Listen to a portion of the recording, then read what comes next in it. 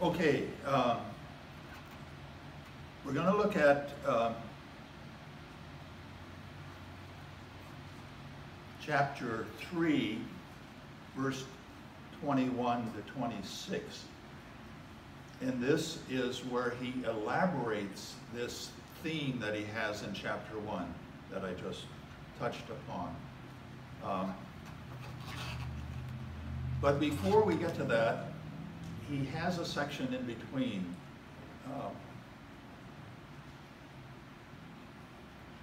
Both chapter 1, 16 and 17, and then chapter 3 that we'll come to, focus upon God's justifying action for all people in Christ Jesus. He's saying that both Gentiles and Jews live by faith. And the activity of God in Jesus Christ is needed by all. So that's the remedy, so to speak. Then the diagnosis has to be, all need that. And he's wanting to lead up to what he says in chapter 3:22 and following.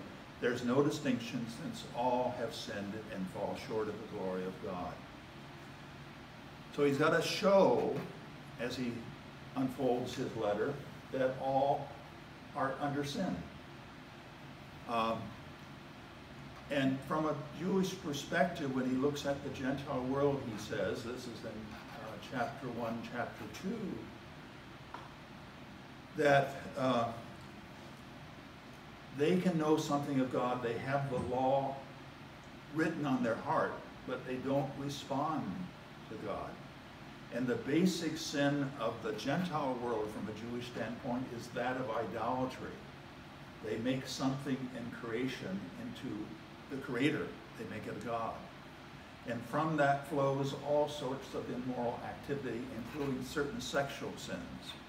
And there's that famous passage there about homosexual activity. When he turns to the Jews, of course he's a Jew, he says the Jews have the law, have all the advantages, but still they don't live up to the law. And moreover, they sit in judgment of other people.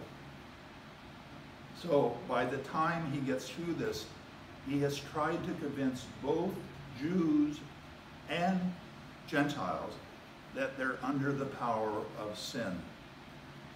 And then he says in this fuller passage, now apart from the law, see, apart from the law, the righteousness of God has been disclosed and is attested by the law and the prophets. And then he says this, verse 22.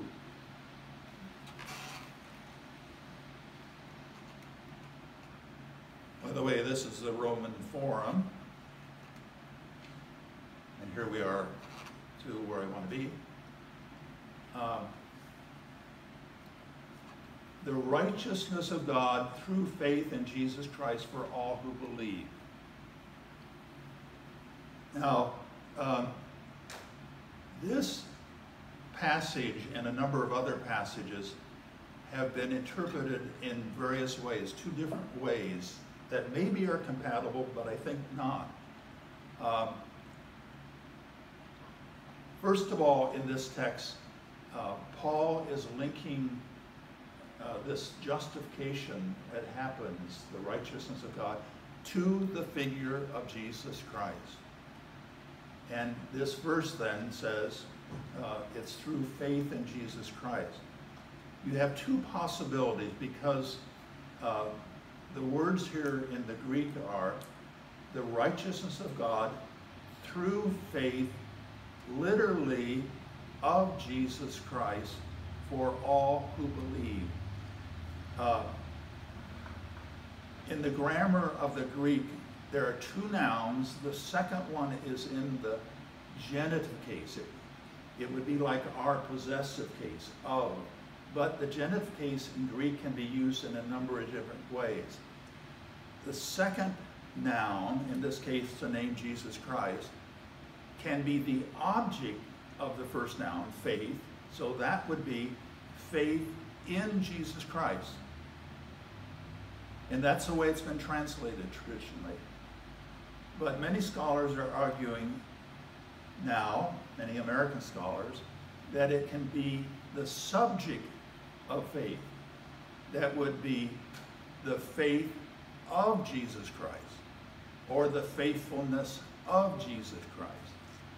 And that interpretation then would mean something quite different, that those who have faith in the gospel are participating in or having faith in the faithfulness of Jesus Christ.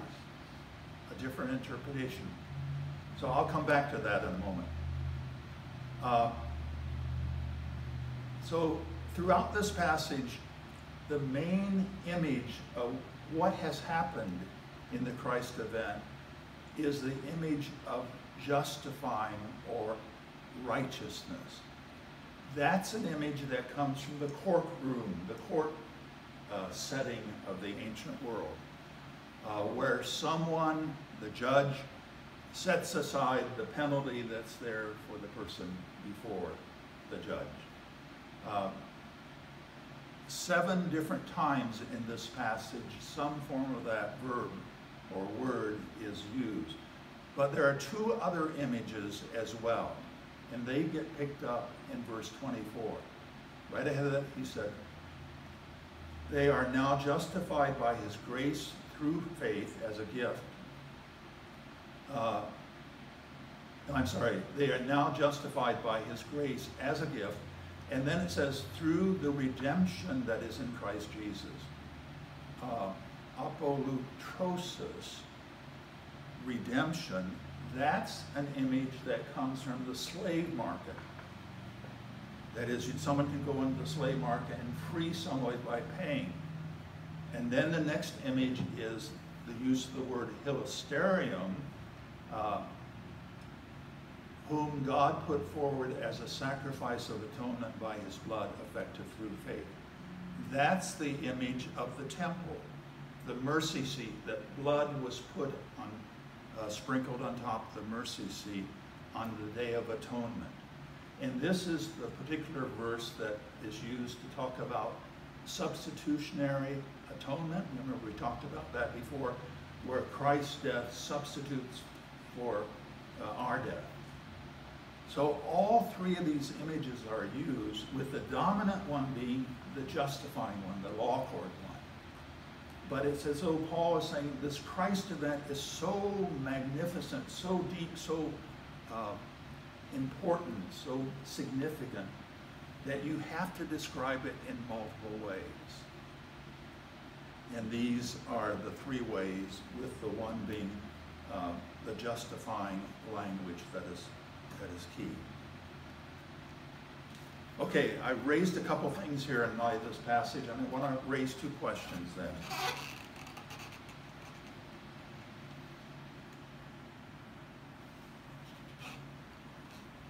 These are scenes from the Sea of Galilee. The one to the left is in a museum that is along the Sea of Galilee, where they have a boat from the 1st century, and pictures of the Sea of Galilee. So my first question is, what is the difference between trusting or having faith in Jesus Christ and participating in the faithfulness of Jesus Christ? See that distinction I was trying to make? Whether it's Jesus Christ is the subject of the faithfulness of Jesus Christ, or the object of the faith. I tend to like this newer interpretation, the one that's been used in the last few decades. Because I think, on the one hand, it avoids this trouble that we've had as Lutherans about thinking about faith somehow as something that maybe we do meritorious. And it avoids the split or the disjunction between my believing, my trusting, and my living the faith. I participate in the faithfulness of Jesus Christ. And it draws me then into the gospel narratives to say, how was Jesus Christ faithful? and he was faithful to the very end by shedding his blood. And I think then this becomes part of a kind of communal understanding of what happens when we are baptized into Christ. We become part of Christ and his death and part of his faithfulness that we live out in today's world. Now, there are people that oppose that and would argue, no, that doesn't fit. One scholar, a British scholar, says that every time he looks up the word pisteuo, the verb to have faith or trust, Jesus is never the subject of that, and never use pistos, the adjective faithful for Jesus. And he says some other things about different constructions in the Greek that would say, no, it's faith in Jesus Christ, trust in Jesus Christ. And his bottom line seems to be that he's afraid of a kind of liberal Protestantism that would see Jesus only as a model. But I think there's something more to it, particularly in light of the Eastern Church, that would say we participate sacramentally in Christ. And as a community, we participate in them. And so we can participate in his faithfulness in our own times. And of course, the Orthodox Church would say we would become more and more Christ-like as we do that. So that's one question. Which way would one go? I want you to be aware at least of that debate. And then the second question has to do with, are there limits to viewing Paul's righteousness justifying language through a Lutheran lens? I think as Lutherans, we tend to read a lot of this through Luther's eyes. Now, what was Luther's problem? Luther's problem was he was a troubled person, a monk, who strove very hard to do everything that was demanded of him, and yet he felt he always failed. The medieval church stressed sin and judgment, indulgences, and Luther lived under the sense of God's judgment. And when he discovered what Paul had to say in Romans, this was the breaking in of a new understanding and new light. It was a joyous discovery for him, liberating for him, and appropriate in his context. But now let's turn to what Paul is dealing with. Luther is reading Paul through his context. But Paul did not have a burdened conscience. In fact, he considered himself, this is in in Philippians 3:6, he says, according to the righteousness of the law, in the law, I was blameless. He felt he was living up to the law, unlike Luther. The language that Paul uses about justification is in Romans and Galatians and in the 3rd chapter of Philippians. And it's language that's tied to this issue: is the gospel just for the Jewish people, or is it free, without the Torah, for everyone? In other words, for Paul, it was his defense of the law-free gospel to the whole world.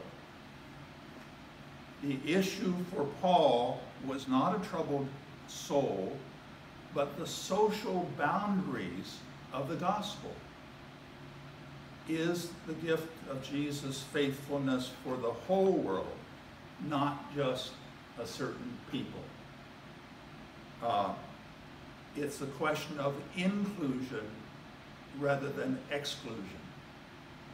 And in today's world, that's, I think, extremely relevant, as it was in Paul's day as well.